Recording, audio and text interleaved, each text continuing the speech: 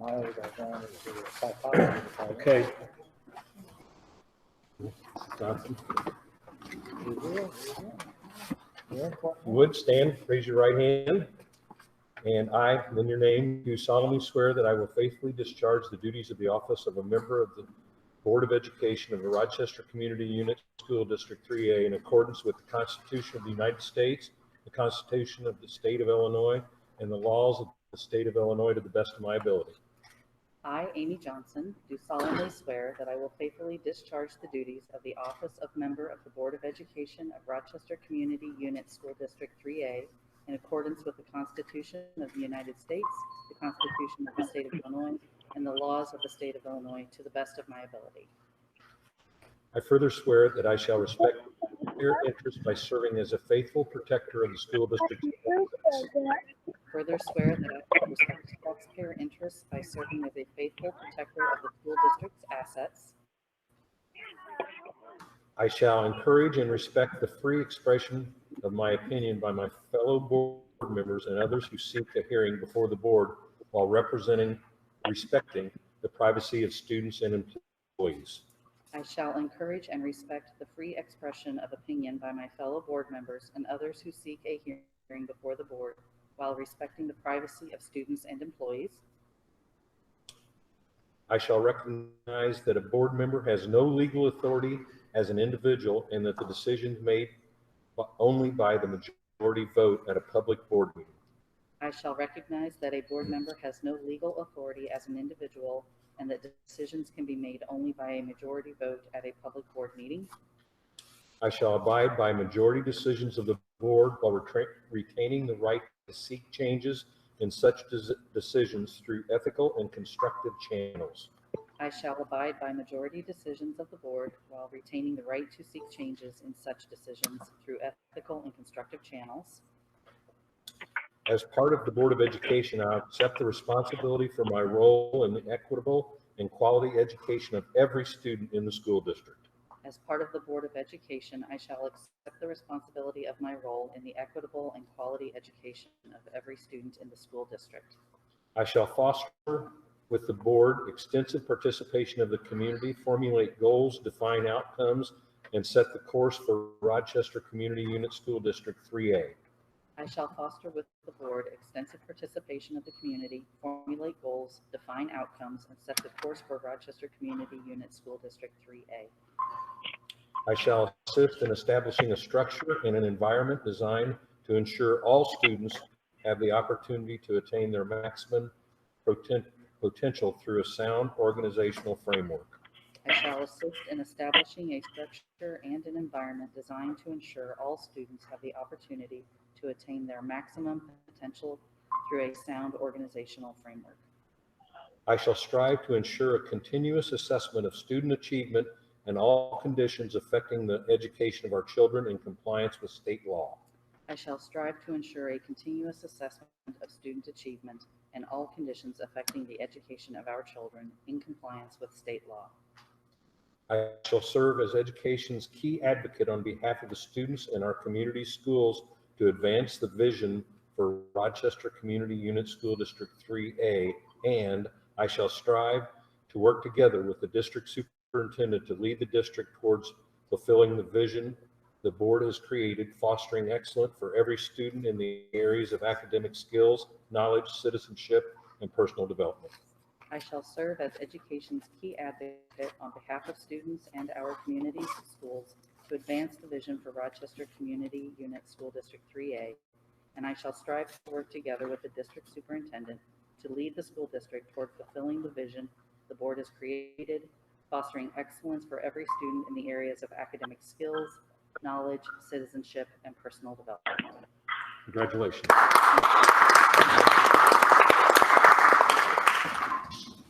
Call the roll. Mr. Hawkins? Here. Mrs. Reynolds? Here. Mr. File? Here. Mr. Yatoni? Here. Mr. Goebel? Here. Dr. Magoulias? Here. Mrs. Johnson? Here. I'll need a motion to approve the consent agenda. Are there any visitors? Oh, REA. No. No, REA's here. That's it. So moved. Mrs. Reynolds. Dr. McGuinness. Call roll. Dr. Magulius? Yes. Mrs. Reynolds? Yes. Mr. Yatoni? Yes. Mr. File? Yes. Mrs. Johnson? Yes. Mr. Goble? Mr. Hawkins? Yes. Financial reports. The investment report, see that our regular variance for the month, the regular expenses, and our year-end expenses. That drop balance is actually a little over $1.5 million. You see the increased balances in the Illinois funds account, which includes a little over $5.6 million in early tax revenue. So that's why that balance is much higher. Okay. And you'll see from here, interest rates continue to decline, although the market continues to improve. Interest rates do not. That's really all on the investment report. Questions on the investment report? I'll entertain a motion to approve the bills, payroll, and treasurer summary. So moved. Second. Tony? Mr. Reynolds. Is that Mr. Goble? Yes. Oh, it was Mr. Goble. Okay. Questions, comments on the bills?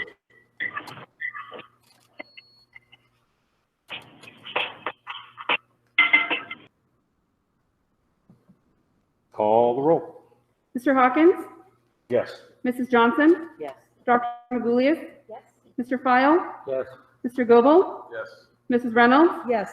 Mr. Yatoni? Year-to-date fund summary. All right, I did not include anything in your packet, but just to give you a little information, next week our auditors start for our annual audit. But preliminary numbers, just by what I've looked at, are much better than what budgeted last year. For a variety of factors, I suppose, the revenue numbers in each of the operating funds were pretty close to what was budgeted. On the expense side of things, though, they were much less than what was budgeted. That's a combination of things, not only with reduced cost, whether it be food service, sub costs, some of those items. We also did not spend any of the $140,000 in contingency funds, so that helped as well. So overall, the operating funds, we should end up a little over $3,000 surplus in those funds. So it's much better than what was expected in the year. Obviously, what happened in the spring. Any questions on the fund balance? How about the sales tax revenue for last month? It was down slightly from the prior month, but not a substantial amount. So we'll see what happens the following month. See if we stay where those numbers are. But if you have to see an increase, just not.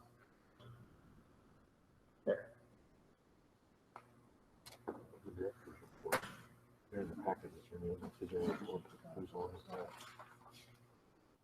Sales tax. No, the director's report. We had, the principals had no report. Yes. Okay, administrative reports. There were some reports in the packet from some of the administrators, but we'll go right to the superintendent's report. Okay, I will, pardon me, I will do my best to turn my head both ways and speak up so you can hear. Will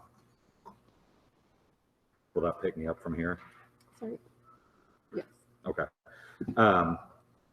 So first off, in my regular report, and then I will spend some time talking about our return to learn plan.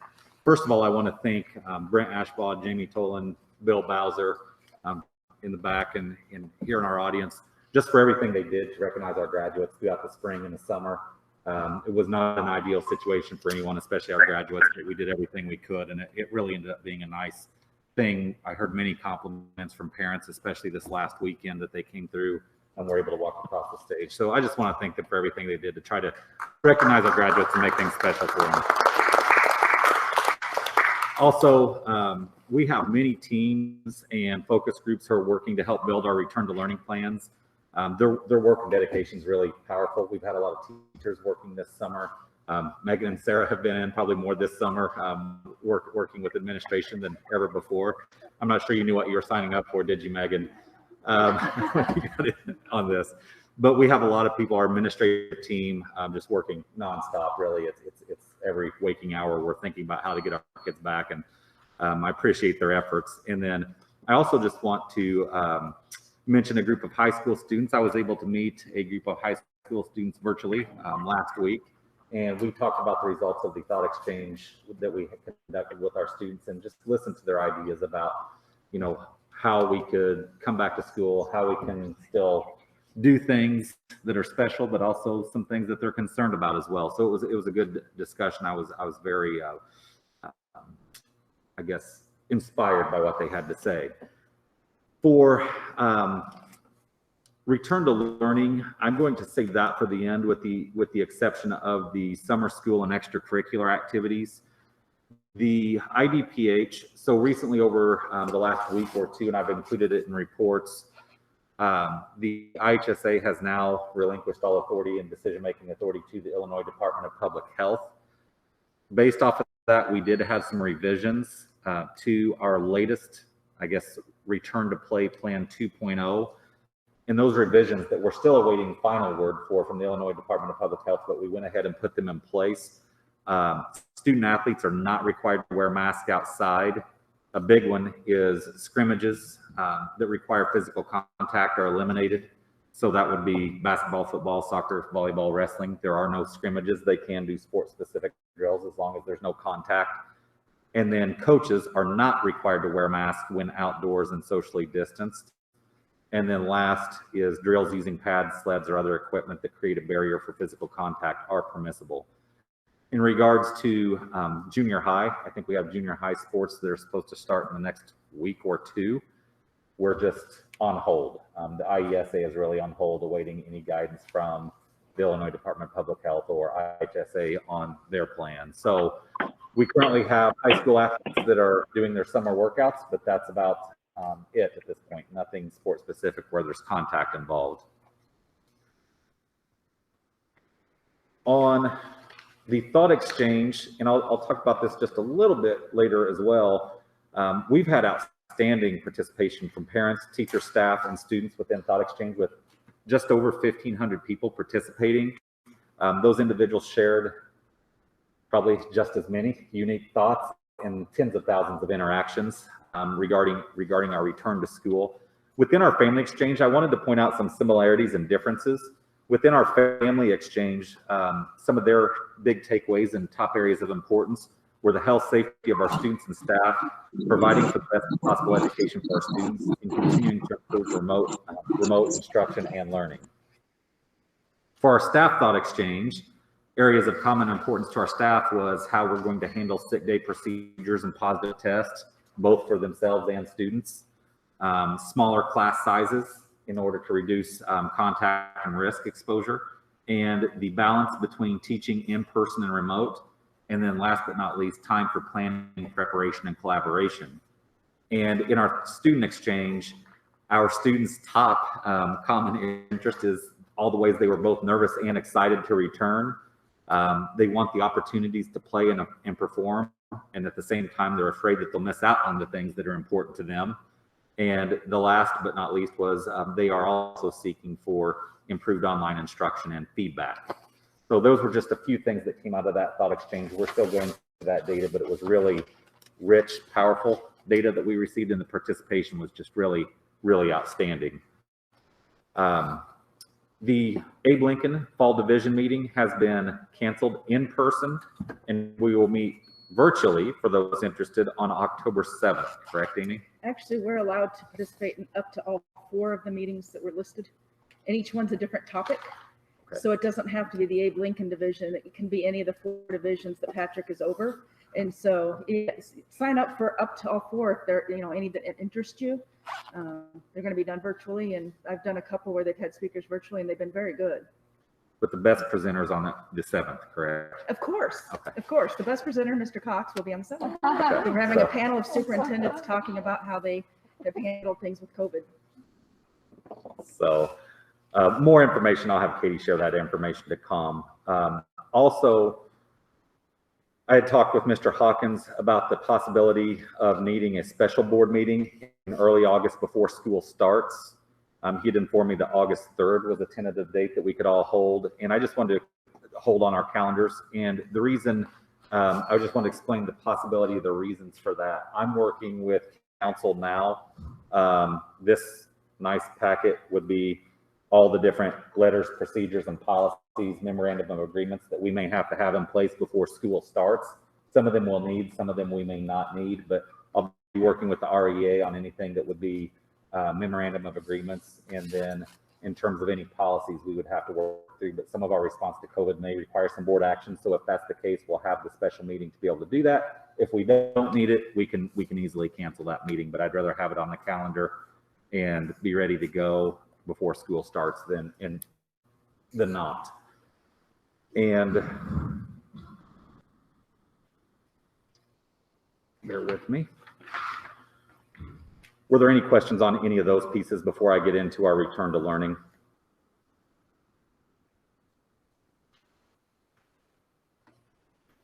Okay. So I want to spend a few moments and bear with me because this is, in my going into 11 years, I told Mr. Hawkins that this evening technically should have been my first board meeting. Once again, I will say thank you for working, and thanks to the Staunton School District for working to allow me to come here earlier in May, because it's allowed us, to hit the ground running and be better prepared today. Certainly, I cannot imagine this being my first meeting. Secondly, typically in the world of superintendents and boards, the July board meeting is a 30-minute meeting. That's not going to be the case this evening because I do need to give this piece its just time. In my going on 11 years, this is easily one of the most challenging and biggest decisions that we're working through, and just fraught with unknowns. And so with that being stated, I really can't stress enough that there is no perfect plan. Anybody that says they know exactly what they're doing, any school district that says we've got the plan figured out, I would say add some caution to that, because the dynamics just change. Every time we think we have it figured out, administratively and working with our teachers, there's a new dynamic that comes up. We're really working as a group to come up with the best answers collectively. And, here at Rochester, all of us, teachers, administrators, our staff, our parents, we're doing our best work and trying incredibly hard to bring our students together in a safe environment while planning for the continuity of instruction. And again, I want to thank everyone in this room and outside of this room who've been working and providing feedback and input to do just that and provide a high quality education for our kids. Moving forward, our district will prioritize the health, safety, and welfare of our school community in order to open schools, including our extra and co-curricular activities for the 2021 school year, and we'll be prepared to respond accordingly as conditions change. I get asked often, I've spent some time last week and this week with media, with several parents, of what's your plan? Well, there is not just one plan. We're going to have multiple plans and be prepared to adjust to those accordingly as conditions arise. But in doing so, in developing those plans, we believe that our staff members and our students are our greatest assets in our schools. And we're going to, and it's our staff who are going to increase the educational outcomes for our students. So we will put that safety paramount for both students and staff, but also we will maximize in-person instruction to the greatest extent possible. That's always the goal. The more in-person instruction we can do and still adhere to the safety guidelines and the guidelines that we're operating under, we will continue to do that. We'll make all efforts to the greatest extent possible to adhere to the Illinois Department of Public Health guidelines, the Illinois State Board of Education guidelines, and working with our own local health department. And then the health guidelines and overall safety of our school community will guide decisions to establish safe and effective learning environment for students, staff, and families as we navigate this pandemic. With that stated, if you were to ask me what I would prefer personally, I personally, this was not how I imagined transitioning to Rochester 3A. On November 11th, if you all recall, there was a blizzard that day when I was hired, and I presented a transition plan during the interview, this 100-day transition plan. And I remember Mr. Utoni specifically saying, well, I know exactly what it's going to do. It's right here. We can check and see. Well, that 100-day transition plan has been blown out of the water completely. Obviously, I wish that this was different, but it's not. And as we're making plans, it's really not what any of us want to do. It's not how we would hope school would go for our kids or our staff, but nevertheless, it's where we are, and we have a responsibility to provide for education in this new environment and to keep everyone as safe as possible and to mitigate the risks. There is no foolproof plan. There's no plan that's going to guarantee safety, but we can mitigate risks in those plans. And I want to stress that it's the virus that's dictating what we do. It's not us. If it was up to us, we would be in school 5 days a week. We'd be doing extracurricular, we'd be doing co-curricular activities, and we wouldn't have the need for this conversation. But again, that's not where we are. I hope with some continued discipline that we will get back to that sooner than later. Our guiding principles that we're using is the general health, safety, and welfare of our school community as our top priority. We'll communicate clearly, coherently, and often, and will provide for the continuity of instruction for our students. And by adhering to these principles, we're committed to implementing a plan that's both reasonable, practical, and possible with our own within our own local context. We want to make sure we can do what makes sense for us, what's possible for us to do, what we have the resources to do, and what makes sense for us logistically. The guidance, I want to touch on the guidance that we're using to develop the plans. In developing these plans, the guidance we're using is from the Illinois State Board of Education, the Illinois Department of Public Health, executive orders, and any laws that will be passed in association with response to the pandemic, the Center for Disease Control, the Sangamon County Department of Public Health, and our area physicians.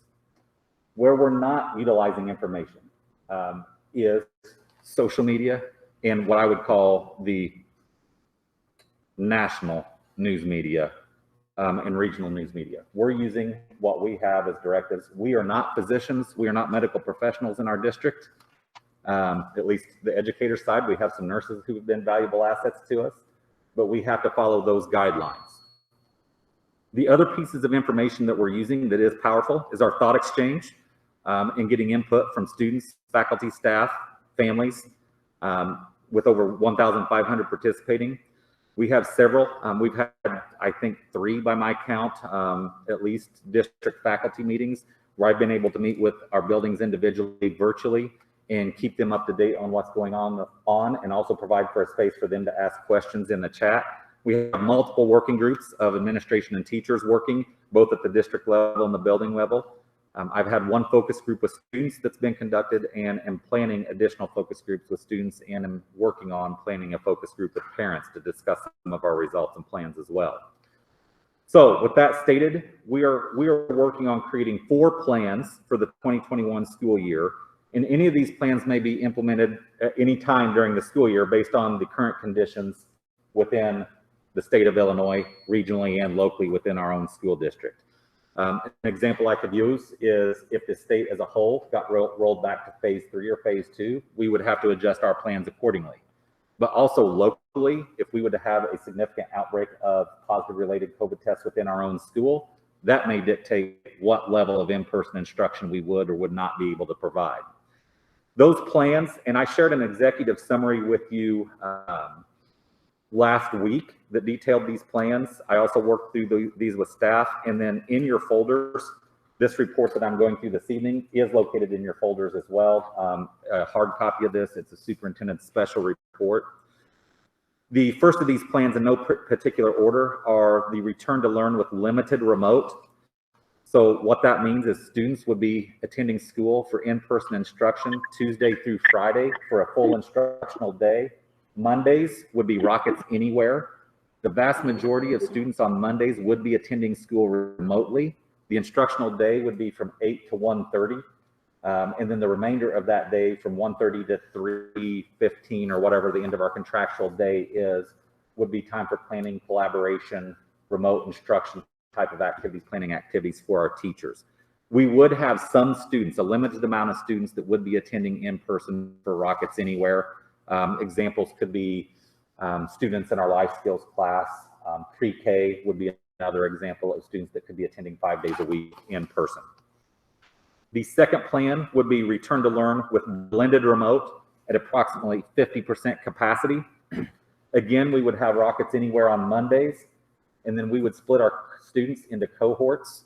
Our student cohorts would be by alphabetical order, A through K and L through Z would be the cohort breakup of that. The intention is to keep families within the same schedule. We understand that there are families that would be living under the same roof that would fall on different sides of the alphabet. We'll make contingencies for that, make sure everyone, even if they have different last names, are in the same cohort. So we've taken that into consideration. At that point, these students would attend in-person learning. So Monday would be Rockets Anywhere for the vast majority of students, just like in the previous plan. And then these students would attend 2 days per week in person. The other 2 days per week would be done remotely. We are looking at, currently the discussion we are having is doing a cohort of orange and blue, not to confuse our high school AB days. So orange and blue cohorts where one half of the alphabet would be attending Tuesday, Wednesday, the other half would be attending Thursday, Friday. And then the last plan would be doing remote only. This plan would be an example if we had a outbreak or a rollback into a different phase in the Restore Illinois plan. And also then the fourth piece would be Rockets Anywhere, where students would be allowed and families would be allowed to opt in to remote instruction full time, regardless of the phase we're in. Families will have the opportunity beginning Wednesday to enroll into Rockets Anywhere full time, and they can opt into Rockets Anywhere at any point in time during the semester. They cannot opt out. They can opt out at semester. So once you're in, you are in for the semester, but you can enroll at any time. So if, for example, a family knows they want in now, they can easily enroll and they must stay there until semester. Another family may try in person and conditions may change in their house, or there may be circumstances that warrant them to move into Rockets Anywhere. We would certainly let them do that at any point in time in the semester that made sense, and that will be with administrative approval. I do want to stress that the online instruction, especially the Rockets Anywhere for students and families who are choosing the full online method, it will include full instructional workloads with synchronous instruction, asynchronous instruction, projects, assignments, quizzes, and tests. Attendance and participation will be required, and traditional district grading policies will be followed. There will be increased rigor from what we saw in the fall. Or I'm sorry, in the spring. Again, in the spring, we were thrust into something nobody could predict. Everyone did their best work. And we all recognize, our teachers recognize, our administration recognize, our parents and even our kids recognize we need to take the next logical steps forward. Will we be where we would like to be in August with a full online instruction program? No, we won't. You can't build a robust remote instruction program in a few months. But will we be better? Yes. Will we get better as the weeks and months of the school year goes on? Absolutely. So moving into, the recommendations I'll be making later on the agenda is I'll be recommending to the board to approve a resolution affirming the transition to school plan for the 2020-21 school year. And it'll be affirming some of the following pieces. And the resolution is in your packet. But it'll be a broad-based plan for the transition of back-to-school in-person instruction for the 2021 school year that's consistent with all of our joint guidance and health and safety protocols. The 4 plans the district will utilize for instruction and learning based on the current context of all of our health and local data that we would use. The transition plan will seek to achieve the appropriate level of in-person instruction while observing the health and safety protocols issued by IDPH. The transition plan will be equitably based. The plan will provide measures to be undertaken in the event Illinois schools move back to phase 3 or phase 2 in the Restore Illinois plan.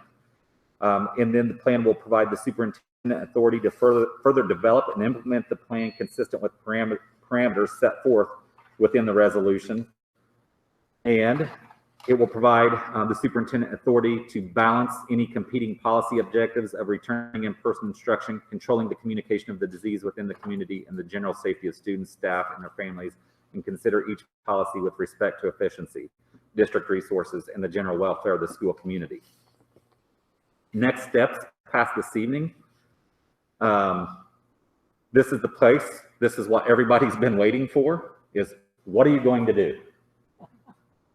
So the real answer is, we just don't know yet. There's another month before we get to the start of school. With that being stated, I do think it's important that our teachers can prepare and our families can prepare and need to have a good idea of what to expect, with the understanding that this can and likely will change as we move through the fall. As it currently stands, therefore, with that stated, as it currently stands, today, I'll be recommending that school resume within 50% capacity. This recommendation is being communicated at this time so that all stakeholders have the greatest opportunity possible to plan with the understanding that this will change. I can tell you that based on the guidance that we have, we cannot attend 100% capacity and adhere to the guidelines. If we do, we will not be adhering to guidelines, and the whole piece of the general health, safety, and welfare will not be the top priority at that point. That's why we're making that recommendation at this piece. I hope things get better, but I'm comfortable saying the 50% capacity to start the school year because I don't foresee that happening in the next month. I do not see the conditions changing, the guidance changing to the point we can do 100% or the limited remote to start the school year. Could they worsen? Absolutely. Just to make sure that I understand, your expectation or recommendation is that students will be in class 2 days per week? Yes, sir. Based off of today. When we get to the start of school, we may be saying we need to start remote. Understood. I just wanted to make sure I was clear. Yep. But that will be only, well, I shouldn't say only, it would be contingent on local health factors. If we would have outbreaks, if we would get rolled back into phases. And Dan, Yes. for us to move into the limited remote plan, which is 4 days per week, what changes need to be seen? And is that at the county level, or is that from IDPH?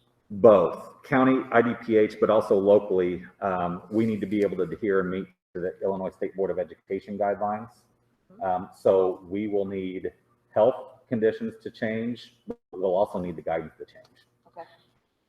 And each school district could be a little bit different. We even see within our own district, in certain pieces of the plan, we can adhere to some of the guidelines easier in some buildings than others. One of the greatest challenges that we could show would be in this building because of the shared cafeteria space. That's a huge challenge in this building, but we have challenges in some of the other buildings as well. It's just a little different from district or building to building. I will say, to any extent, our community, our kids, our teachers, everyone needs to expect some level of remote instruction this school year and possibly for the foreseeable future. I won't say forever, but likely remote instruction moving forward is going to be a piece of what we do long past getting past the virus. Moving forward, we'll provide more detailed plans, including logistics, instructional continuity, health and safety will be further developed and communicated. Our goal is the week of July 27th to begin communicating specific details about what these plans look like. You know, where kids fall, what's transportation procedures, what are lunch procedures. And we've been working through those. We have logistics documents going now that administration is working on.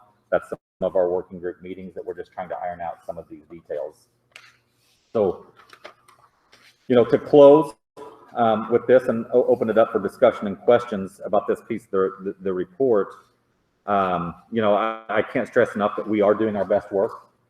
There's no perfect approach to this. We've thought we've had it nailed down probably 4 to 5 times, and it's changed. That's why I'm being so cautious with what I would say what we would do based off of conditions today is 50% capacity. Obviously, if conditions change for the better, we would do more in-person instruction. If they change for the worse, we would do less in-person instruction.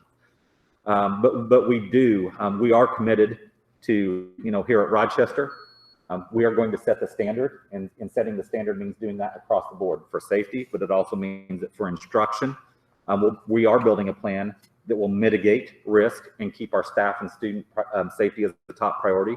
We'll communicate with transparency and partner with our school community And we've been doing that, not just through surveys, but really inviting that feedback and some of those comments. And it's been interesting to see where people differ. We have, opposing views, but we are also able to mine that data to see where do people come together on that. And we'll have robust instruction, both in person and remote. And in this new environment, we will continue to get better each and every day and week. So with that, I'll open it up for any questions on the items I presented. Is there any scenario where we would have any of our buildings on a different plan? Has anything ever been discussed where maybe there would be a time when, maybe K1 would be going 4 or 5 days a week, but this junior high and high school would stay on the 50% capacity? We have discussed that, not in great detail. That is something that we've kicked around a little bit. It's certainly, we see our most vulnerable learners having the need to be in person more than less, but there's also some logistical issues to work through with that. There's also some just contractual issues we have to work through on that. It's not off the table, but we kept running into more barriers than not with that plan. It's certainly recognized being a unit district is much harder than if we were an elementary only or a high school only district. It would be much easier to kind of develop the plan. Not that that's easy either, but. The 50%, that's a state guideline? No. No, No. that's our guideline? Yes. Not a state guideline then? No. The state guideline would be examples of social distancing, 50 people in a room limit, those type of things. Transportation guidelines. So the 50% is where we feel like we can adhere to those guidelines. And you're going to find it's going to be a pretty, I can't speak for other districts. We will not be alone in this. In meeting with the Department of Public Health and the physicians, the area we met, and the discussion centered around those from that group was limiting risk and exposure right now to the greatest extent possible, which 50% capacity seemed like it was going to be about the max we could pull off and accomplish that.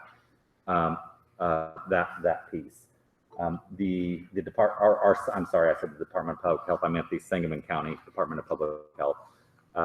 We still have to get our plans approved by them. At this point, I can't speak one way or the other. I'm not confident that our health department would approve a 100% capacity plan based off of our discussions with them. They haven't said they wouldn't, but I'm not very confident in getting 100% approved at this time. I have 3 or 4 questions for you, Dan, and I hope it just helps you, talk through some of the details that people might see and wonder. For the return to learn at limited remote, if this were to happen and we were there Tuesday through Friday, are those normal school hours Tuesday through Friday? And maybe that's still being fleshed out too, and then can you talk a little bit more about why there would be no attendance on Mondays? Yes. And what the purpose of that would be for the district and for yes, the teachers and staff? Yes, there's a couple of things. One, our plans now that we're discussing Tuesday through Friday would be a full instructional day. Mondays would be a 5-hour instructional day. So we would get our 5 hours lunch. We would also incorporate duty-free lunch for our staff. So there's that piece. In terms of looking at doing the Monday Rockets Anywhere, there's a couple of pieces to that. One is to mitigate risk and exposure to both students and adults. The other piece being one of the huge priorities for our staff, and we recognize that as well and agree with that from an administrative side, is time for planning, preparation, and collaboration. There's only so much time in the work week, and we know we're going to be doing some form of remote instruction. So we're trying to figure out how we could build that time in there. We know we're going to be having students that do remote only. We know we're going to be having phases where we go in and out of remote. So not only is there time to plan for that at the end of the day on Mondays from 1:30 to 3:15, but also we need to continue to have some continuity, not just for in-person instruction, but we need to have continuity for remote instruction as well. So that way, if we are still doing it on Mondays, if we have to go into full remote, we're going to be more prepared doing that versus getting thrust back into that. Another piece will be in-depth cleaning. I do want to stress, we will clean every day, and we're going to have to increase cleaning procedures. That being said, we can do more in-depth cleaning with less kids in the building that 1 day per week. And we did talk about not doing the Rockets Anywhere on Monday. We talked about doing it in midweek, where you would have Monday, Tuesday with one cohort of kids, Thursday, Friday with another cohort of kids, and that Wednesday would be that remote day. The reason we fell, the main reason, not the only reason, but the main reason we fell to Monday is because of the holidays, and there's less Mondays during the school year than other days. So it's less time that kids are missing instruction because we still have the Monday holidays. So that's why we chose that. Actually, our last meeting, we had quite a bit of discussion about, well, should we do the Wednesday instead? But we ended up falling back on that. Again, I can't speak for every district in the area. And again, they're having their own discussions. We're trying to coordinate these remote days with area districts the best we can as well, though we're not going to get everybody on the same page. We're trying to do our best to coordinate, but that's some of the discussion that's been taking place around that Rockets Anywhere day for everybody. For the Rockets Anywhere plan, on a personnel level, thinking about our staff and our teachers and their planning and being able to manage this, how will these students who choose to go into Rockets Anywhere be managed? Will there be one teacher from each grade, K 1, 2, 3, 4, at least up through 6, that might be doing the Rockets Anywhere only? Or will there be Rockets Anywhere students dropped into each class? We're figuring that out. Okay. That's one of those things we're still vetting out. One huge factor in that will be, we're going to have the same staff. It will be the percentage of teachers that, or I'm sorry, the percentage of students that would choose online only. Mm-hmm. That may determine how we staff that. Sure. We just started scratching the surface last week of one idea that was thrown out was to look at team teaching, where you had teachers paired up at grade level, one remote, one in person. Another idea has been, could one teacher per grade level per department be the remote teacher while everybody else is doing in person? And there's other ideas out there, but those are two that we started discussing. So we don't have that pinned down yet. Our numbers are going to be very critical in determining that as well. Sure. But the one thing is, we're being very mindful of understanding we cannot expect our teachers to teach in person by day and then flip to remote teachers by night. We can't just do that. There's other spaces too. It may look different how we staff it from one level, from high school to elementary school, for example. There could be spaces where we have to treat it like an overload as well, or an early bird type thing. But again, that will all be determined on how many kids actually fall into that model. That choose that. And we'll know that here soon. Yeah. Okay, and one more. I know plans are coming out July 27th or around there. We hope some more details about plans. And I think one of the things that at least parents of young kids may want to hear about in those plans is the use of cafeteria and the playground, because that may have an impact on the decision they make for Rockets Anywhere or going in. And I'm sure that's part of your plans also. Yeah. So PE, I can't speak in as great a detail to. I think that's one, would it be safe you can, but that's one we're still struggling with. PE is still a real challenge, at least, especially at the upper grades. Lunch has proved to be a huge challenge. We have been meeting with Aramark. I feel better after meeting with Aramark about what we're going to be able to do. But right now, being limited to 50 individuals in the cafeteria is extremely, extremely difficult. It's one of our biggest challenges of being able to adhere to. So we will have choices. We will have hot lunches. We will have good quality lunches, but they will be served in to-go containers. And as it stands today, In the classroom. the vast majority of students would be eating in the classroom. We're still working. Now, there could be other spaces they eat in throughout the school buildings, like in this building, for example, we could eat in the commons. There could be other areas.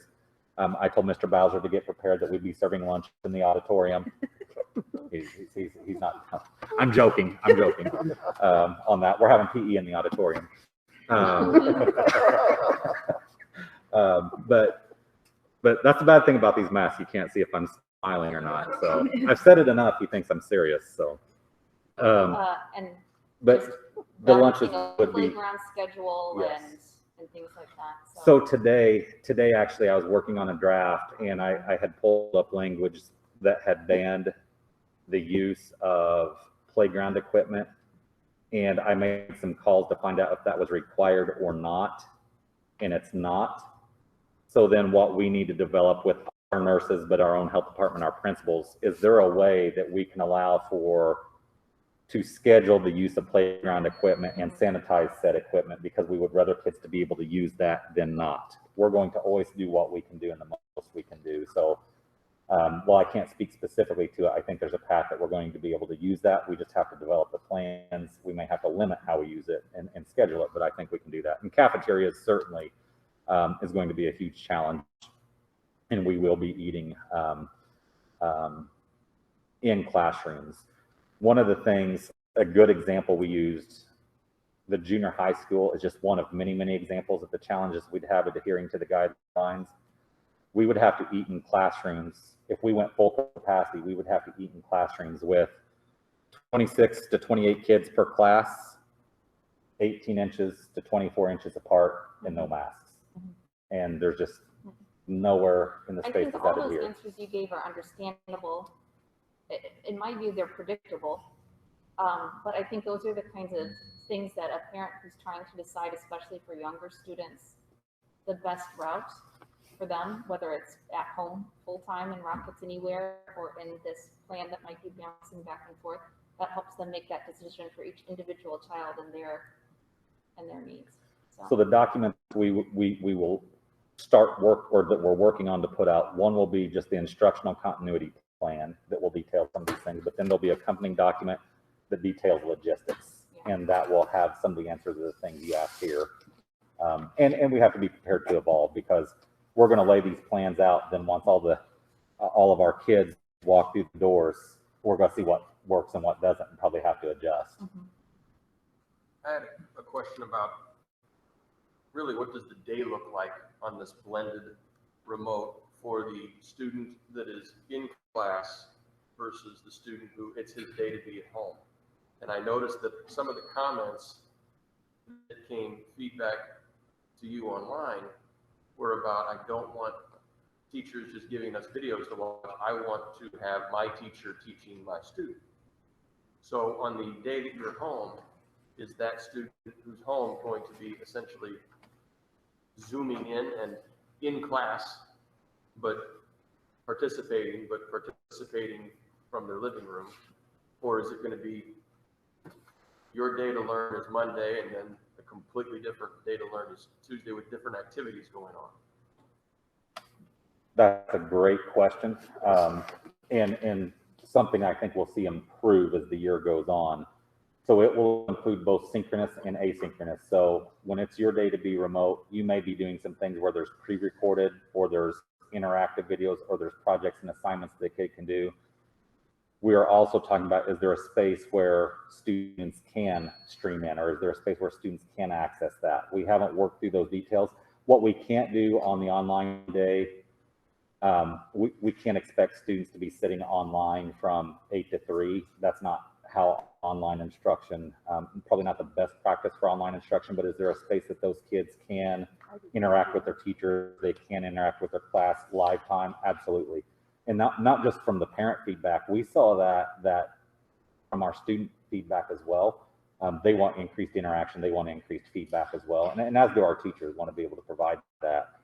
So that's probably one of the greatest challenges we're working on right now. One of our continued learning group is working on that. I know Sarah and Megan have both been integral to that conversation about how we make that work with that. So the answer is yes to all of those. It's going to look a little bit like all of it, but it will not, it has to evolve from what we were in the spring. What's the, if there is a good answer, then sure. What's the plan with fine arts, music, band? So right now, our fine arts department is working on and have done a lot of work on a fine arts plan that would mirror the framework of our athletics plan. They have been working on that, but again, one of our greatest challenges is to provide for fine arts instruction, specifically band and choir. The safety considerations for band and choir are great. So that's something we still have to work through. It's actually, it's the choir specifically is one of the most high-risk activities we can do. So the safety standards increase as far as numbers, as far as distancing, as far as PPE. An example, our choir teachers have to wear both masks and goggles or face shields together. The distancing has to increase. So some of the things they've been doing is working in sections, working smaller groups. Things will look different, but we're still going through those details. Our plan, our plan is to have fine arts. While they will look different, I can't imagine a school without fine arts, but they're certainly going to have to look different. And they're doing a great job of planning that. Then I've got one more final question, at least right now. As you divide the classroom, make the classroom smaller, is the idea that, let's say it's 15 kids in that classroom, will those 15 kids stay together throughout the entire day? Or will there be mixing throughout the day where it's a smaller class, but it's this combination or block, the first part of the day, morning, and then a different combination 4 times throughout the day and be mixing? Ideally, you would keep your students in the same cohort and limit the amount of kids who mix on a daily basis, so we can't completely eliminate that, because transportation is going to be an area where kids will mix. But it's going to be easier to keep kids in cohorts together and not mix the younger they are. As they get older, get up to the high school and junior high school level, we're having a really difficult time. They're going to mix. They're going to be in different classes. We have not figured out, and I don't know that we're going to figure out how to do that. At the elementary levels, of course, we could keep them in the same cohort. Same thing for lunch. It was interesting whenever Mr. Ashbaugh and Mr. Toland were on the call with me with students. One of the things that was huge with our high school students, obviously, is the social factor, being able to see their friends and being able to come. So they are thinking they want to be able to go wherever they want for lunch and sit with their friends. And we're thinking we need to have the same kids in the same place every day so we don't mix. And we were over here, our kids were over here, so we need to kind of find a space that's in the middle. That's not going to be as big of a deal for our elementary students. So, well, even with the elementary, I mean, there are situations where my children love the 25 other kids in their class, but then there's been years that their best friends were somewhere down the hall, which you're already going to have the situations where the best friends are in the other cohort, and now he's next door, but I can't see him even though he's next door, because we're not allowed to mix. And you're right, because the public health standpoint says keep them 15 together, and there is no intermixing. I don't see at any of our levels, I don't see where we'll be mixing to some extent at every level. I mean, is that fair, Mr. Reed? Even at your building where you can probably keep them together the best, you don't have it complete, or do you? Sorry to put you on the spot. No, I mean, they're completely together, but there will be transitions where you see other kids. And we can safely distance kids during lunch and during recess for them to see that. But mixing them would take time. We have to make sure we're a month in school and that's safe. We don't have cases, and then we can take a look at what's safe for all kids. But there will be no intermixing as far as kids' classroom. We just can't do it to be safe right away from school. Now, we are looking at still moving kids throughout the day versus having teachers move to the kids. That's correct. Correct. At the high school, they'll be moving. Junior high school, they'll be moving. Intermediate, they will be moving. But we had some discussion at the elementary. Should we have the teachers come to the kids or let the kids move? And in discussions with our health department and discussions with our nurses, there was less concern about having the kids move, because they were, as long as they had their masks, as long as they were moving in the hallway, they weren't congregating, they weren't mingling within 6 feet for 15 minutes. Everybody felt pretty good about that piece. So we'll be able to move our kids. They won't be stuck in the room all day at any level. I have a couple questions. I think I know the answer. First, the Capital Area Career Center, they're not gonna operate on a 4-day week in Rock anywhere. We have 75 kids or 70. Yeah, they are planning on doing 5 days a week in person. So those kids come to school every day. Yes, But the afternoon they're due out there. correct. They would go out to, they would still go to Capital Area Career Center. But the morning, they wouldn't be due here. Correct. They would do Rockets anywhere in the morning, the afternoon, they'd report to their, Okay, they do that. Yep. And the other thing is, I wondered about, risk management and all that never has been talked about very much. But if you did a risk management assessment or whatever, you do such things as random testing or taking temperatures here and there just to make sure that you catch anything as early as you could. Are we planning on any temperatures or? So we're working on the guidance piece on the pre-certification. Ideally, we would like our families to be able to be responsible for the pre-certification, and then we spot check that throughout the day. Our nurses had brought that up in one of our most recent meetings about it's not really practical or feasible to take the temperature of every child every day, but it may be practical and feasible to spot check and go into classrooms to start targeting, hey, we may have a problem here. So that's one of the things that we are working on. Statistically speaking, when you have 1,000 as your pool or population, you don't have to test many more than you would if there's only 50. You Yes. get a projection that's very reasonable. Yes, that is correct. So yes, that's one of the things we are working on in the safety guidelines of it. I just didn't know when they get off the bus, people are going to be standing there taking temperature. That's not. Correct. Yeah, I Yeah. wouldn't think you'd want I to don't do think we're going to have to do that, but we're still working through that guidance. It's a little ambiguous there. I've done a little at church, and I found nobody. The temperatures are all okay. Yeah. Yeah. And even if they're sweaty, it still seems like they're all right. But those thermometers are easy to use and quick. Can I ask a question? Yes. If the Rocket Anywhere sign up is significant enough, would it reach a number where the threshold to have full-time could be done in compliance with all of the county rules and the IDPH rules? I think that could be a possibility. But we won't know until they all Yes. sign up. What you're saying is, if I'm understanding correctly, if we had such a high number of students that would go online, could we then do 4 days a week in person? That's possible. We haven't dug down into that, but it certainly could be possible. What kind of response did you get from that very short survey that just said yes, no, or maybe? I have not looked at the latest. Suzanne or Jennifer, do you know the latest? About 40% gen ed students said yes or maybe, special ed students. Okay. And out of what kind of participation? We were at 1,012, I think. So right around there. It was a little bit over 1,000. So Okay. that could be a little bit on there. The one thing I'm not sure our students, though this was sent to parents, the one thing I'm not sure our students, especially our older students, know is that there will be increased rigor and increased expectations in terms of attendance, participation, and grading. From last spring, it certainly will not be like it was last spring.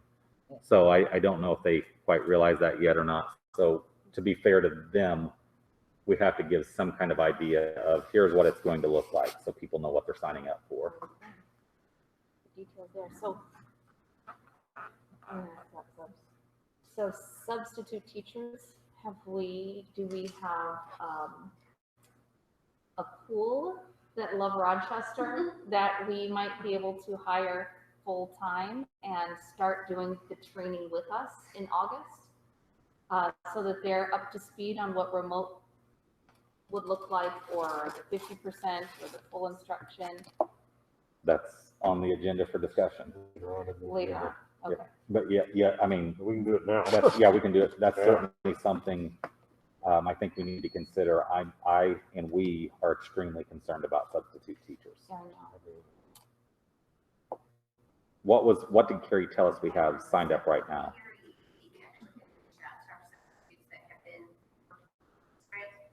Currently, we have 27 subs that can work as a teacher and aide. They will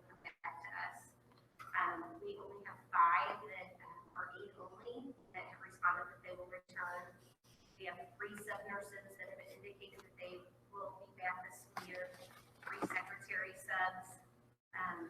As of right now, we've received from 6 individuals that they will not be returning. And then at this point, we have 13 that have not replied. And Carrie sent a second follow-up email today. And then we have 2 individuals that we're waiting to get authorization on that may then add to our 27 teacher and aide substitutes. So we're concerned especially about 6 that are not returning, but also those 13 that are not replying. And it could be some of them are waiting to see, what things look like, which I totally respect, but there's definitely a huge concern as far as the school year with the number of subs that we do have, and anticipating that staff will need to take time off to take on things as well. And there's 2 ways we could hire the subs. We could hire retirees or subs, full-time subs at the capped number of days. Or there's a path, and I need to get more detail on it, but there's a path that we can hire teachers, current teachers, as full-time employees, as full-time bargaining unit members, and then we have them all year long, and that's what they do. So you have the cap number that you could hire as a full-time sub, and they're only Rochester, or you could just hire a full-time bargaining unit teaching position as a sub, and then you have them all year long, and then they would just be floating and being used for the various things. And when we start working through one of the examples I brought, I didn't bring a copy for everybody because it's still really early draft, but this is the flow chart of what happens whenever there's a positive, and I can pass, well, I probably shouldn't pass it. I think we're not supposed to do that, but it's the flow chart of what COVID related, how we return to school and work from a COVID related absence, and then our Families First Coronavirus Response Act. And when you start going through these flow charts, it really highlights the need we're going to have for substitute teachers.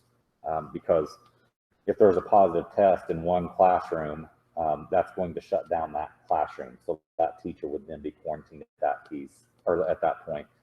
Another significant factor that I just learned of today. But could teach remotely? Potentially, yes. Yes. A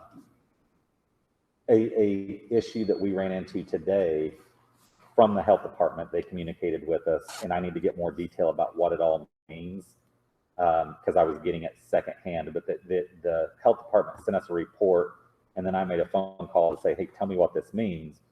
The Illinois Department of Public Health testing site is no longer here in Springfield. So what that means for us is it's going to be increased challenges of getting students under the age of 18 tested. So they have the Walgreens site, and then there's the 6th Street site. Forgive me on my geography because I'm still learning, but there's just the 2 sites we have. And then the hospitals, what we're learning from the hospitals and medical facilities is 60% of their tests are going to people getting medical procedures. So anybody who goes in for an elective surgery or a needed surgery, 60% of those tests are going to those individuals. So what it sounds like to us is whenever a student, if people are asymptomatic or they're under 18, the quarantine may be longer, not shorter, because we won't have the test on hand like we currently had. So that's a huge hit. I didn't realize the impact that would have, but it's been a huge hit on how quickly we can get back to things. I mean, we just had an instance that I communicated with you where we had to kind of put everything on pause because of suspected tests, and we had everything turned around in 72 hours. That likely won't happen now that this testing site has moved. Dan, I talked to the pharmacist at CVS on Stevenson, and they told me after August, there was going to be a testing site drive-through. You could drive through, get a test yourself, send it in, and they would send you a result. What about for under 18? I don't know. I didn't even think about that. I just thought, that's interesting. It's gone from you have a hospital type facility to drive through at that drugstore. Now, the SIUC School of Medicine is supposed to be setting up some type of testing availability, but we don't know if that's going to include for young people or not. So I need to find out more there as well. It seemed like CVS must have got some sort of a contract to do all this, and no, the pharmacist doesn't do anything. It'll all be through the window, and it's all you handle all your things, you seal it up, and you hand it to them, and then the results come back to you by mail.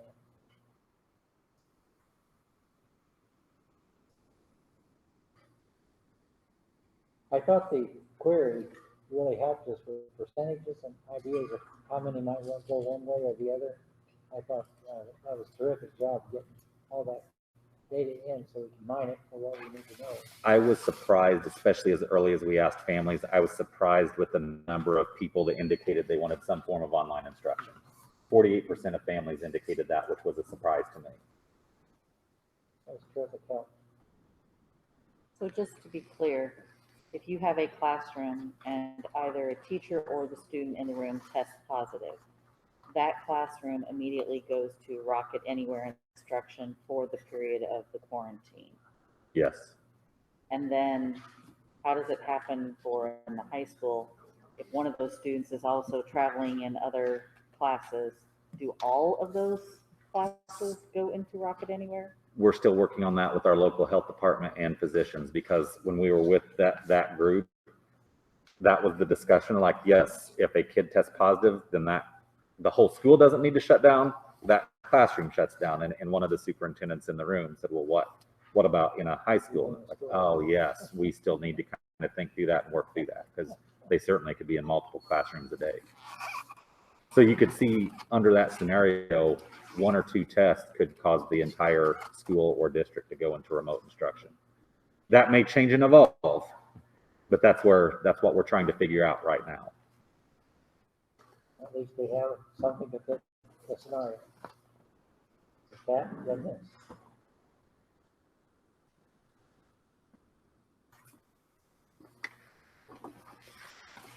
Thank you. Thank you. Well done so far. Yeah.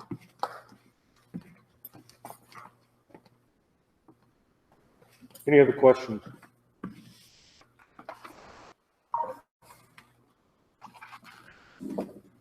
Okay, I will need a motion to approval of the resolution affirming transition to school plan for the 2021 school year action. So moved.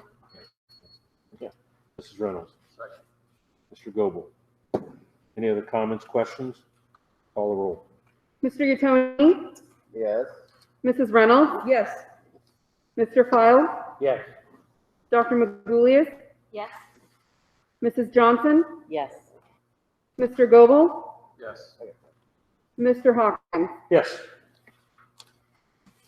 I'm going to talk about the school calendar before we get a motion. Yes. As part of our return plan, we've been looking at our school calendar, and there's a couple of amendments that need to be made.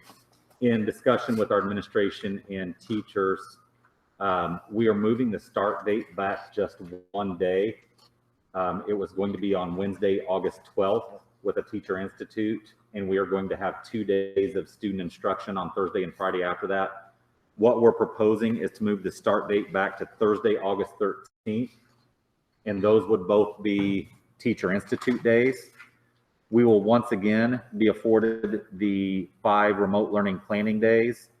So our proposal is to put those 5 remote learning planning days the first week of school. So the 13th and 14th would be teacher institutes. The following, the August 17th through the 21st would serve as remote learning planning days. And then actual student instruction would start on the 24th. That would be Rockets Anywhere, and then our in-person instruction would start on the 25th. Part of the reason we're doing that, we need the time to plan, prepare, collaborate. There's going to be a lot of extra training we have to do, from something as simple as health and safety standards and cleaning that we will have to do. Not to mention the planning for switching to our Canvas learning management system and just online instruction in general during that piece. The only other significant change in this calendar would be the Election Day holiday. So Election Day we have to take off. That moves the end date of the school year back. And then also we plan to have the entire week of Thanksgiving off. So we would have a full week fall break, a full week spring break in there. When we looked at our calendar, without doing that, we would have went Monday Rockets Anywhere, Tuesday would have been an in-person instruction day, and then we would have been off the rest of the Thanksgiving week anyway. So we thought that was a good break into the fall, that we could get people apart, away from each other, do some significant deep cleaning in November, and move forward there. Student attendance with the 5 remote learning planning days, student attendance days would go from 176 days to 171 days. The semesters are not going to be very balanced then, correct? So, Help me out, high school. They're not. We're doing away with finals is the discussion. We did discuss not having finals first semester. Teachers would like to get a test within their classroom, but no finals, so we'll go to school up there. But yeah, it's going to go back kind of like it was last year when we made some adjustments. But yeah, I don't know how else to do it. yeah, no, I've certainly not got a strong opinion. I know it's a challenge because, you know, I had taught high school, and if you've got really imbalanced, it's unfair to give the same final to both. And I think not giving the exams would even that would help in that respect. So. Yeah. You're gonna start on a remote day? Do what? You're gonna start school on a remote day? We are. How's that gonna work? Well, we spent quite a bit of time last week talking about that. I was the one that was really pushing for us to start in person, and I think it seemed like it made sense. And then the more we talked about it, the more challenges we were presented with. To the point I admitted maybe I was overthinking it, so we just decided to leave it as is because it was becoming more confusing to try to start in person and then flip it to remote than it was the other way around. And so part of what teachers will be doing those first 7 days, they will be reaching out and making connections to kids and parents. So, and other than our kindergarten students, everyone does have the advantage of, you know, participating in some form of remote instruction, you know, other than our kindergarten, you know, students and families. So that'll be new to some of them. So we thought we can pull that off. Our first few weeks of school will be very SEL focused anyway. We're not going to be able to just jump right back in. We're going to have to kind of figure out where everybody is and what they're going through and what they've went through.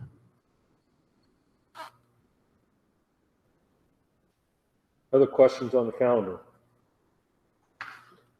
I'll entertain a motion to approve the amended school calendar for the 2021 school year. So moved. Dr. McGillis. Second. Second. Mrs. Johnson. Call roll. Dr. Magoulias? Yes. Mr. File? Yes. Mr. Yatoni? Yes. Mrs. Johnson? Yes. Mr. Goebel? Yes. Mrs. Reynolds? yes. Mr. Hawkins? Yes. I'll need a motion to, we talked about this before with the minimum wage pay for paraprofessionals. You want to talk a little bit about that before we get a motion? Absolutely. So Bob and Suzanne and I started talking about this many, many months ago. We've had difficulty hiring special education aides as well as retaining special education aides. As you can see on the chart from the aides that we currently have hired, many of them are making pretty close to what minimum wage is now. And minimum wage is going up. So on the left-hand side of the chart, you see what the minimum wage is going to be for each year. We're really just looking to try to spread that out over time so that we didn't have a large increase one particular year, and just raising those hourly wages for those staff. For anybody who wasn't making $14.25, we would raise them up to $14.25 for next year. That's our proposal. And if they're already making more than that, they would get a 4% raise like staff members. Do you have anything to add? What we discussed based upon surrounding schools, it's right in line with what they're paying. And we've had this discussion before. I just wanted to remind everyone that we've talked about this in the past, and now we're going to act. So I'll entertain a motion to give approval to increase the base minimum wage for professionals? So moved. Mrs. Reynolds. Second. Second, Mr. Goble. Sorry, Mr. File, you're a little short there. Call the roll. Mr. Utoni, Yes, yes. Mr. File, Yes. Dr. Magulius, Yes. Mr. Hawkins, Yes. Mrs. Johnson, Yes. Mrs. Reynolds, Yes. Mr. Goble. Yes. You know, we talked a little bit earlier about the possibility of hiring full-time substitute teaching. And I thought Dr. McGillies made a good point as far as the training aspect of that. I don't think we can really address that in this one person's opinion until we figure out who's going to enroll in what part of our programs. I think just from the discussion we've had previously, that the board is open to hiring a full-time subs or more than one. But To add to that, because I agree, but I also think in addition to that, anything we can do to recruit using our email lists, messages out to parents, if there's an opportunity for people to learn about what education is going to look like, the sooner we can get them roped in, that's the wrong word, the sooner we can get them looped in, we're not tying them up and forcing them to be substitute teachers, the better. And I think we'll have a better idea once we do registration and we figure out how many remote learners we're going to have and how many people are going to be. But I agree. And we do pay retired employees more, correct? Yes. And they are limited to 120 days. That was extended again this year. Oh, it was extended? Good. Yes. So our retired teachers and substitutes, it's a day or a day for additional, once they hit their threshold. And then our substitute aides, $90 a day.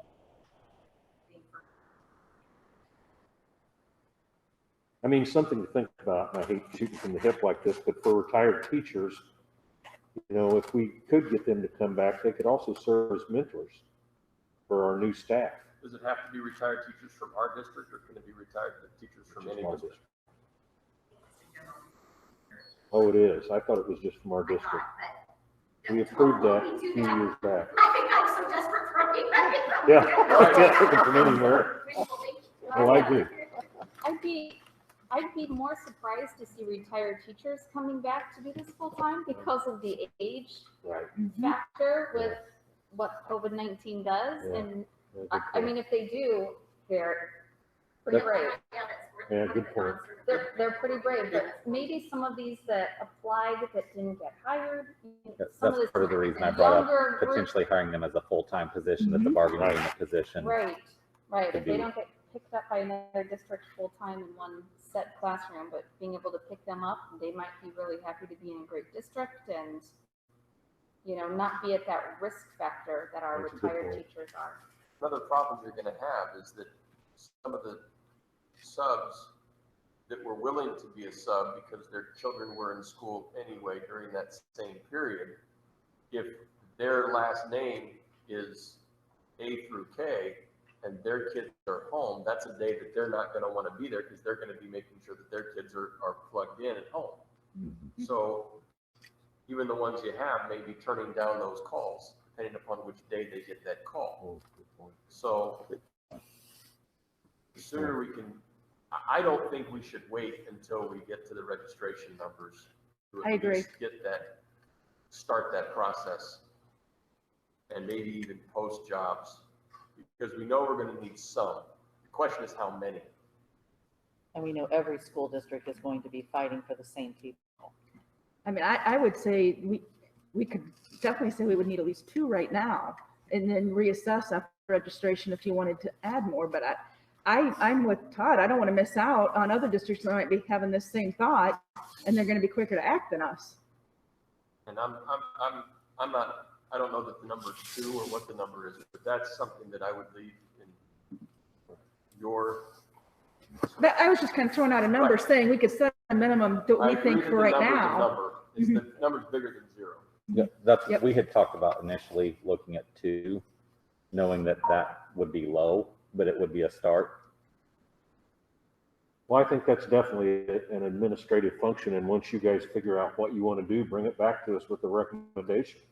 Right, and if we've got a special meeting coming up, maybe that's Right. something that can be put on the agenda at the very next special meeting, which is August 3rd. Third. Well, that's what I was looking for tonight is the direction to be able to go out and work through some of these details versus full-time certified bargaining unit position in comparison to the 120 cap days or a combination of both, being able to post that and then bring that back. If Sounds like it you've got works out. support Has from there the been board. an objection from our staff to the idea of hiring subs as part of their bargaining unit? No, we've not had the discussion. I mean, we've talked about it. We've just briefly reached the subject, but the bottom line would be whenever I work with council on it, that's what that would be, those individuals. If they were not 120-day employees, they would be expected or encouraged to be members of the bargaining unit. We couldn't hire them outside of that, I guess is what I'm getting. It would have to be something that we would work with the REA on to set up. If we hired somebody who's not a retiree or somebody who's already just, a substitute only, like a runner-up to one of the positions we've had, for example.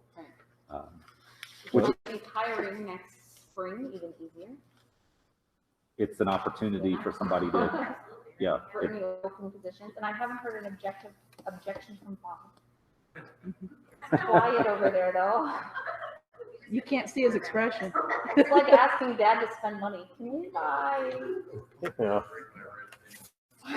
Or anything else like Bob, bargaining sit unit quiet, would I be got erosion. my bottle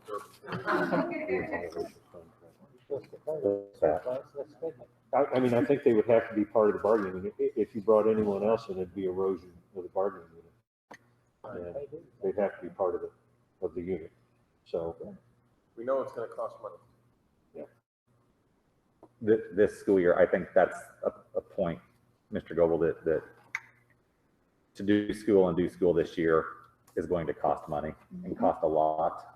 I'm thankful we have fund balances to do that. Of course, we can't keep doing it year after year after year, but right now, Bob and I, we did kind of, half joke about this today because for both of us, we know it's extremely serious and big decisions, but I made the comment that, fund balances are for a rainy day, and well, right now it's pouring, without a doubt.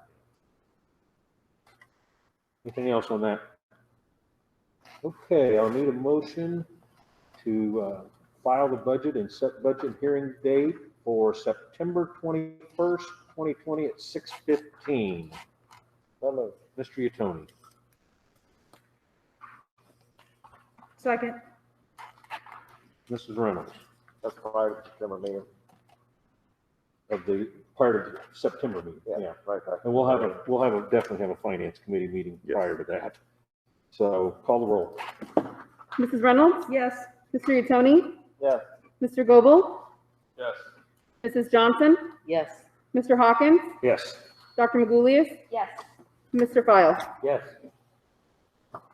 Okay.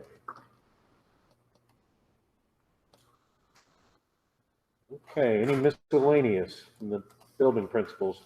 That way we can let you guys go before closed session.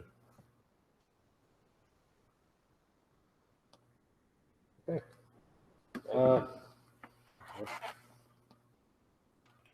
Then I'll entertain a motion to go into closed session for appointment, employment, compensation, discipline, performance, or dismissed of specific employees of the public body or legal counsel for the public body, collective negotiation matters between the public body. Yeah. So moved. Okay. Mrs. Reynolds. Second. Right here. Second, Dr. Magoulias. Call the roll. Mrs. Johnson? Yes. Mr. Yatoni? Yes. Mr. Goble? Yes. Mr. Hawkins? Yes. Mrs. Reynolds? Yes. Mr. File? Yes. Dr. Magoulias? Yes. Okay, I will entertain a motion to approve the personnel report. So moved. Mr. File. Yeah. Second, Mr. Goble. Call the roll. Mrs. Johnson? Yes. Mr. Iannoni? Yes. Dr. Magoulias? Yes. Mr. Hawkins? Yes. Mr. Goble? Mr. File? Yes. Mrs. Reynolds? Yes. And I'll need a motion to approve the memorandum of agreement with the Rochester Education Association regarding unsatisfactory reports. So moved. Mrs. Reynolds, Second? Dr. Magoulias, call roll. Mr. File? Yes. Mrs. Reynolds? Yes. Dr. Magoulias? Yes. Mrs. Johnson? Yes. Mr. Hawkins? Yes. Mr. Goble?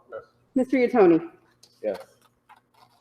And before we adjourn, since this will be part that the public has access to, definitely want to encourage our parents to get their information off of our website and not Who's Your Teacher. Social media it's a good tool for certain things. For information coming out of the school, they need to go on our website and that's the only information that counts. The other opinions are just opinions. So if we can make sure that makes the paper when you talk to the Rochester Times tomorrow, I'd appreciate that. All right, motion to adjourn. So moved. Second. All in favor, say aye. Aye. Aye. Thank you.